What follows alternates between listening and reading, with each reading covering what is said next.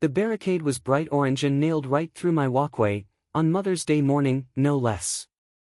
Name's Edna Harper, 76, retired librarian. The smell of burnt toast still hung in the air as I held my Sunday coffee in a cup that's outlived 2 dishwashers. They thought a mailbox could silence me, so tell me, what's the pettiest power play you've ever seen a neighborhood pull? On a crisp Sunday morning, Edna Harper opens her front door to find a bright orange barricade stretching across her walkway, cutting her off from her own mailbox. She paused, blinked once, then again. The barricade glared in the morning light, almost absurd in its brightness against the pastel backdrop of blooming dogwoods and neatly edged lawns. It wasn't there yesterday. And it certainly hadn't been announced. Edna stepped onto her porch, slippers brushing the painted wood planks, and leaned slightly forward. Her mailbox stood sentinel just beyond the barricade, a modest black box she had painted with her late husband years ago, his idea to add the little golden eagle decal on the side. This barricade, all plastic and arrogance, sliced her from it like a wall in her own yard. She took a slow breath, the air full of lilac and damp earth. This was Oak Bridge, Ohio, peaceful, quiet. The kind of place where flags hung undisturbed, wind chimes clinked like tiny memories, and Sunday mornings carried the scent of brewed coffee and lemon furniture polish. But this barricade didn't belong here. She turned back into the house, reaching for her landline with a practiced hand. The post office clerk was polite but brief. "We've been notified there's an access issue to your mailbox, ma'am. Until it's resolved, mail delivery will be suspended." Notified by whom? Edna asked, knowing the answer before she heard it. "I'm afraid that wasn't included in the dispatch." She thanked them, because she always did, and hung up slowly. The receiver settled into place with a gentle clack, oddly final. She moved to the kitchen, flicked on the old kettle, and fetched the cinnamon swirl bread from its plastic wrap. 2 slices in the toaster. She measured out the coffee into the percolator with the precision of ritual, 4 scoops for strength, 1 for memory. As it began to burble and sigh, she stared out the window. The barricade didn't waver. She didn't need to check the records to know who had done it. Karen Whitmore, president of the Oak Bridge HOA and defender of suburban decency. 2 years ago, Karen had fined Edna $25 for leaving up a seasonal wreath too long. A modest faux foliage thing with velvet ribbon, a little dusty, maybe, but hardly offensive. Thanksgiving had passed. Edna had removed it on her own time. But the fine came anyway, typed in precise courier font, hand-delivered in a cream envelope. Edna had paid it without protest. And never forgot. She brought her breakfast to the table, slicing the toast into tidy halves, steam curling from her mug. A robin landed briefly on her windowsill before fluttering away, uninterested in confrontation. Then the phone rang. She answered before the second ring. "Happy Mother's Day, Mom." Will's voice, bright and rolling across the miles. "You on your way?" she asked, letting the smile show in her voice. "Passed through Dayton 20 minutes ago. Should be at your door by noon, unless you've put up a barricade of your own." She chuckled. "Not yet. Though it seems someone else beat me to it." "Everything okay?" "Oh, just some HOA nonsense. Nothing to worry about." Her tone was light, but her eyes returned to the window. He promised bagels from her favorite deli and a hug worth 2 birthdays. She told him to drive safe and hung up with a sigh that didn't fully settle. Outside, the orange barrier remained. A movement caught her eye. Marvin Langston, her neighbor 3 doors down, hurried past her yard. He gave a quick half-wave without looking up. "Morning, Marvin," she said gently, though he didn't pause. His shoulders hunched as he passed, like a man who had something to avoid or something to hide. That was unlike him. Marvin usually stopped to comment on her garden or mention the weather. But today he vanished around the corner like wind blown too hard. Edna sat back in her chair, watching the barricade flicker in the sunlight. Her fingers tapped gently on the tabletop. "It's just a mailbox," she murmured to no one. "Or maybe it's more." Will arrives just after lunch, and nearly trips over the barricade. He stumbled forward with a surprised grunt, steadying himself against the handrail of his mother's porch. "Seriously?" he muttered, eyes narrowing at the orange blockade. He stepped around it cautiously, glancing back at its absurd placement. They barricaded the mailbox. Edna appeared behind the screen door, wiping her hands on a tea towel. "Happy Mother's Day to you too, sweetheart." He leaned in to kiss her cheek, still eyeing the barrier. "I brought bagels. But I didn't think I needed a permit to deliver them." She chuckled softly, letting him inside. "Somebody thinks they're doing their job." Will placed the bag on the counter and took in the familiar scent of cinnamon, butter, and something savory. "You've been baking cornbread. Thought you'd like some with the chili tonight." He nodded approvingly and wandered to the window. "So what's the story with that thing out there?" Edna shrugged. Karen Whitmore's brand of neighborly concern. "No notice, just a barricade." Will opened the most recent HOA newsletter from a small stack on the sideboard. His eyes scanned past updates on lawn height and acceptable porch decor before pausing on a section labeled seasonal safety measures. The language was vague, dressed up in the HOA's usual bureaucratic lace. "Temporary pedestrian control zones may be instituted on or around observed holidays," he read aloud, brow furrowed.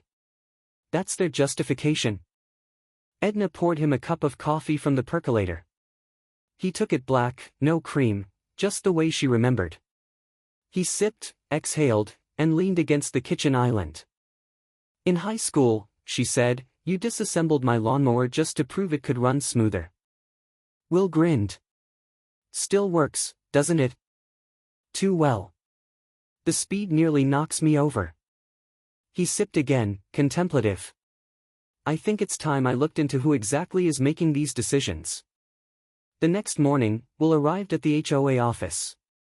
It was quiet, nearly sterile, with laminate flooring and motivational posters about civic harmony and neighborhood standards.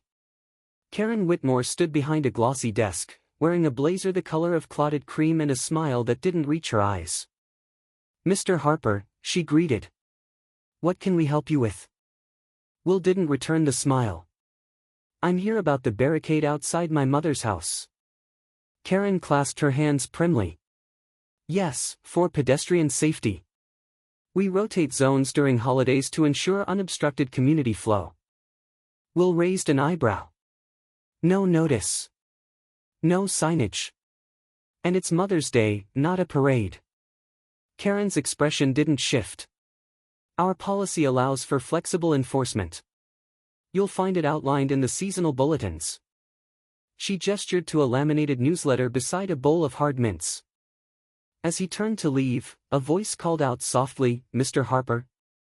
Janice Lynn, the town clerk, stood near the copier with a bundle of forms. She smiled faintly and adjusted her glasses. "If you're interested," she said in a hush, "check parcel 37 on the auction board. There's an active city lien." Will blinked. "Why would that matter?" Janice offered only a polite smile. "You'll want to see it for yourself." Back outside, Will walked past neat hedges and identical fences until he reached the sidewalk near Edna's. Marvin Langston stood beside his recycling bin, fidgeting with the lid. "Morning," Will said. Marvin hesitated. Then, after a glance up and down the street, he pulled a plain envelope from his jacket and handed it over. "Last year, I got fined for excessive birdbath splash. Whatever that means." Will took the envelope and opened it. Inside was a copy of an HOA violation form. The citation had no photo, no signature, just a checkbox and a fine amount. "I paid it," Marvin said, eyes cast down. "But something's not right." Will tucked the envelope into his coat. He didn't speak until he returned to Edna's porch, where the barricade still stood like a dare. He looked at it, then at the newsletter again. Multiple small infractions. Vague language. Arbitrary enforcement. He sat down on the swing, phone in hand, searching the county's property lien listings. Janice's voice echoed in his head, "Parcel number 37, active city lien. Check auction board." And there it was. Parcel 37, marked in bold.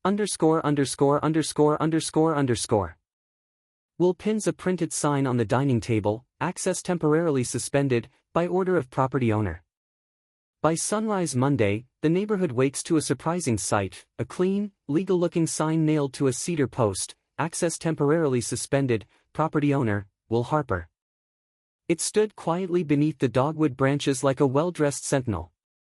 Not bold, not provocative, just firm. The neat font, the laminated seal, the cedar post cemented into the soil with care. Nothing about it shouted. And yet, its silence thundered across Oak Lane Court. Edna sat by her bay window, hands wrapped around a chipped teacup, watching Will adjust the base of the sign with a small level. He didn't hurry. The man took his time, brushed away some gravel from the post's edge, and wiped his hands with a cloth. The kind of calm that unnerved people more than shouting ever could. At precisely 7:12 a.m., Karen Whitmore's white Lincoln glided down the lane, brake lights flickering as it slowed to a crawl. Her expression, visible even through tinted glass, tightened like laundry wrung too dry. She parked at the corner, heels clicking like metronomes on the pavement as she approached. Will didn't flinch. He stepped back from the post and pulled a folded paper from his coat. Without a word, he held it up for Karen to read. The deed. Stamped. Notarized. Recorded. She paused a full beat before speaking.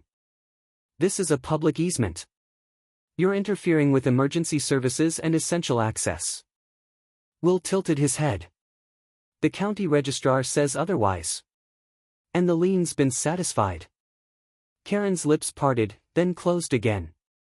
Her smile, tight, polished, reappeared, but this time it looked like something glued on in haste. You'll be hearing from our legal committee. I'm always happy to read mail. If they can get past the new access suspension, he replied. The air between them thickened. Edna, from the window, sipped her tea slowly, not missing a beat. Karen turned and stalked away, her heels louder now. Will calmly returned to tightening a bolt on the sign's base. By mid-morning, word had traveled. At May's Corner Cafe, for booths were buzzing like bees in a late spring hive. You seen it? One man asked, stirring his coffee with exaggerated precision. Did I see it?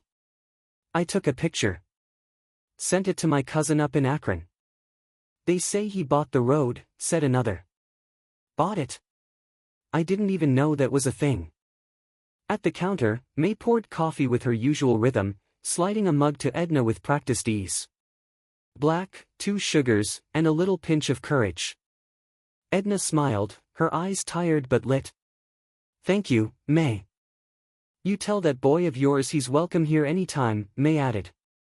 We've been needing someone with quiet backbone.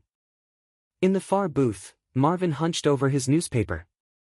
For the first time anyone could remember, he spoke without being spoken to. Took guts, what he did. Quiet kind, the best kind. Back at the house, Edna stepped out to collect the mail, an old habit, though none had come since the barricade. But there, folded neatly over the porch railing, sat a crisp white envelope. No stamp. No postmark. She picked it up carefully. The letterhead was unmistakable, Oak Lane HOA. Inside, a typed notice about non-conforming decorative elements on her porch. A veiled threat, meant to rattle. Edna folded it once, slid it under a ceramic frog near her potted begonias, and turned back inside without a word. Late afternoon light painted golden strokes across the street. Will stood near the barricade, watching birds chase each other above the rooftops. He carried no smugness, no triumph. Just presence, like someone who had accepted a quiet responsibility. May wiped her hands on a dish towel and leaned across the cafe counter, voice low, eyes narrowed. They're planning something. Karen don't take no for long. At the HOA's emergency town hall, Karen shows up in heels, clutching a folder labeled Violation Compendium, 2023. The clubhouse smelled faintly of lemon cleaner and wilted roses. Fluorescent lights buzzed above as rows of gray folding chairs filled slowly, creaking under the weight of concerned residents. A clipboard rested at the entrance, names scrawled in ballpoint ink. Edna Harper, wrapped in a light cardigan, sat near the front. Her walker's tiny bell gave a soft jingle every time someone passed. Karen Whitmore stood at the front, her shoulders squared like a politician at a press conference. Her flag pin glinted under the lights. The folder she held thumped onto the table with theatrical flair. "I want to thank everyone for attending on such short notice," she began, voice syrupy. "This meeting is to address several recent violations and disruptions threatening the harmony of Oak Bridge." Will Harper, seated beside Edna, glanced around the room. Half of the residents avoided eye contact. The other half looked curious. Janice Lynn sat quietly near the back, notebook open but pen unmoving. Karen opened the folder. "Mr. Benson's garden gnome exceeds height limitations. Mrs. Rourke's porch light wattage is non-compliant. And Mrs. Harper," she looked up dramatically, "has yet to trim the boxwoods to the approved regulation of 28 inches. There was a rustle of disbelief. Edna's eyes didn't blink. Will leaned slightly forward but said nothing. Karen continued, flipping pages. "Furthermore, the recent unauthorized signage posted on HOA managed property." Will raised a calm hand. "Parcel number 37 is not HOA managed. I own that strip. Here's the deed," he said, rising and handing a printed copy to the front table. Karen's smile faltered, but she pressed on. "The tone set by that act of defiance has disrupted our cohesion. If everyone starts barricading roads, where will we be?" "Reading the actual bylaws, maybe," Will replied, polite but firm. Karen's voice sharpened. "I'm simply enforcing rules that have been in place for years. And reinterpreting them at will," Edna said, voice quiet but steady. "I have a letter from 2009, signed by you, threatening my neighbor with suspension for tying a helium balloon to her mailbox." She unfolded a worn sheet of paper, the creases nearly white from years of folding. Karen's mouth parted, but no words followed. In the back, someone coughed. The atmosphere shifted. Janice's pen finally scratched something down. Karen narrowed her eyes. "This community needs order. Without rules, clear, consistent rules, we invite chaos. The HOA exists to protect our standards, and frankly, our property values." Will tilted his head. "Then perhaps the president should have disclosed the delinquent tax status on certain parcels." "Janice, how many properties are under lien?" Janice looked up. 3, at last count. Not including parcel number 37. A ripple of whispers passed through the crowd. A woman in the third row shook her head. An older man mumbled, "No wonder we haven't repaved the cul-de-sac." Karen slammed the folder shut. "This community needs control, or it crumbles." A moment of pure silence followed, broken only by the gentle ring of Edna's walker bell. Then, from the left side of the room, a voice rose, clear, male, and tired. "Maybe it needs new leadership instead." The room froze. Heads turned. Karen's jaw tensed. Someone else muttered agreement. Fingers tapped armrests. The spell of authority, once tightly wound, began to loosen thread by thread. On Marvin's front lawn, the sunlight caught the edges of the papers, casting faint shadows across the dewy grass. There were dozens, neatly stacked, perfectly dry despite the morning haze. Each envelope bore the familiar HOA letterhead, the same font Edna had once squinted at, trying to make out the reason her wind chimes were deemed auditory clutter. Will arrived just as Marvin bent to gather them. The older man's hands trembled, not with age, but with something closer to shame. "They dumped them sometime after midnight," Marvin muttered, holding out a few opened violations. "All dated the same day." Will's brow furrowed. He took one, then another, flipping them open quickly. The citations were laughably vague: unsanctioned mulch border, excessive porch decor, mailbox alignment discrepancy. All bore the same font, the same formatting, even the same typo in violatoin. "I thought it was just me," Marvin said quietly. "But this feels like a message." Back at Edna's, the kettle sang softly as she laid out her own letters from over the years. She had them tucked in a repurposed cookie tin labeled buttons. Each violation had its own story, some absurd, others simply cruel in their pettiness. Edna laid them beside Marvin's, her fingers lining up the margins with surprising precision. Will began to speak aloud as he sorted. Same code numbers. No correlation to actual rulebooks. See here, code 14.3c, yard presentation offense, but there's no clause 14.3c in the manual I got last week. Edna slid her glasses down her nose and peered at the stack. And they're all sent after holidays. Veterans Day, Thanksgiving, even Easter. That afternoon, Will set up at his dining table. His laptop whirred to life, surrounded by piles of aged paper and manila folders. Edna typed next to him on her Smith Corona, the rhythmic tap-tap-click sounding like a heart learning to beat again. She hadn't used it since her husband's funeral announcement. But today, her fingers moved with surprising certainty. Janice dropped by near dusk, hair pulled back, eyes darting like she knew something she couldn't say aloud. I checked the minutes, she whispered, passing a folder across the porch rail. Karen added those rule numbers after the fines. There's no record of them before the citations. Will nodded solemnly. We've got a pattern. Systematic targeting, mostly older residents. And always when the street's quiet, like someone afraid of being noticed. They worked in silence for a while. Edna formatted the typeface to be large enough for those with weak eyes. Marvin arrived with a warm dish towel-wrapped tray of peach cobbler and a grateful smile. He didn't speak much, but when he saw his own name on the draft letter, under a quote about fairness and dignity, his lips trembled. By evening, the final version was printed, one copy at a time.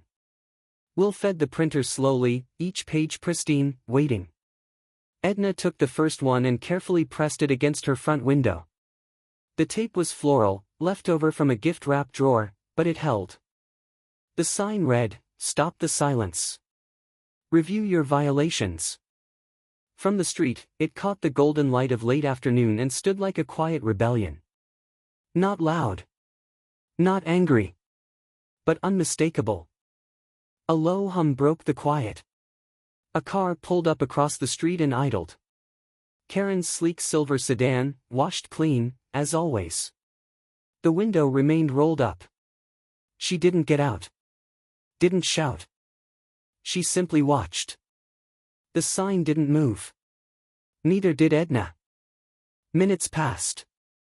Then, slowly, Karen shifted into drive and rolled away, silent, unanswered. By noon, nearly every house in Oak Bridge had a small white sign staked in the front yard. They weren't flashy, just plain, sturdy cardstock with bold black letters that read, "Let neighbors be neighbors." No logos, no fine print. Just a quiet line in the sand. The breeze carried the soft flap of porch flags, their stars and stripes rhythmically lifting as if in silent applause. Somewhere, a wind chime sang gently, permitted or not. Will had drafted the petition on his laptop late the night before, seated at the dining table that now doubled as community HQ. It was direct and devoid of legalese. No condemnation, no anger. Just a simple request, a leadership vote under Article 7, per the bylaws, supported by a 2/3 majority. He printed copies on regular white paper and placed stacks at Edna's porch, Marvin's mailbox, and May's cafe counter. No one needed convincing. They'd seen enough. Marvin, wearing his best pressed shirt and pushing a blue cooler filled with lemonade, manned the corner of Oak and Sycamore. Lillian from Elm Street brought cookies shaped like dog bones, for humans, she assured everyone. Gary, whose roses had been too vivid for Karen last spring, handed out ballpoint pens from his barbershop. Edna, wearing her husband's veteran's pin on a pale blue blouse, stood quietly behind her iron fence. She didn't say much, but when she nodded, people felt steadier. When asked why she supported the petition, she didn't speak of rules or fines. She opened a folded letter, aged and soft with handling. It was from George, penned long before his passing, a note left for her to find in the event of an ordinary day needing extraordinary strength. "Dear Eddie," she read, "don't let the world tell you kindness must be earned. Neighbors are the luck we don't choose, and the ones we're lucky to keep. Always trust that. Word of the movement spread faster than any HOA bulletin ever had. Janice, standing beside the maple tree near the community board, confirmed the bylaw clause was accurate. 2/3, she said. No loopholes. If the numbers are there, a vote must be held. Karen tried once more to assert control. She scheduled an informational session at the clubhouse and sent out printed invitations in firm language. Only 3 people showed, 2 out of obligation, 1 by mistake. That evening, the town library's meeting room filled to capacity for the first time in over a decade. Folding chairs squeaked under the weight of anticipation. The fluorescent lights flickered but held. Lillian brought her dog-shaped cookies. Marvin's lemonade disappeared within minutes. Someone had strung tiny white lights around the podium. There was no shouting, no hostility. Will presented the signatures calmly. Janice tallied them in front of everyone. It took only a few minutes, but the silence stretched like an unspoken prayer. The motion carries, Janice finally said. Effective immediately, Karen Whitmore is removed from the office of HOA president. There was no cheer, no clapping. Just a collective breath exhaled, relief shaped like sound. Karen didn't linger. She gathered her folder, Violation Compendium, 2023 still labeled in bold, and left without a glance back. Outside, the parking lot bathed in soft orange as the sun dipped below the church steeple. Edna stood near the doorway, her walker still, the tiny bell tied to its front silent for once. Karen stood alone beside her car. She wasn't crying. She wasn't yelling. She just stared into the shadowed windshield as if waiting for something to appear. This isn't over, she muttered, barely loud enough for the wind to carry. You'll regret it. Then she drove off, brake lights flaring briefly before being swallowed by the summer dusk. A week later, the barricade is gone, and Edna opens her mailbox with a small smile. No fines. No threats. Just a birthday card from her sister. The card was lavender, smelling faintly of violets, as if someone at the post office still cared enough to deliver good intentions by scent. Edna turned it over in her hands before slipping it into her apron pocket, not ready to open it just yet.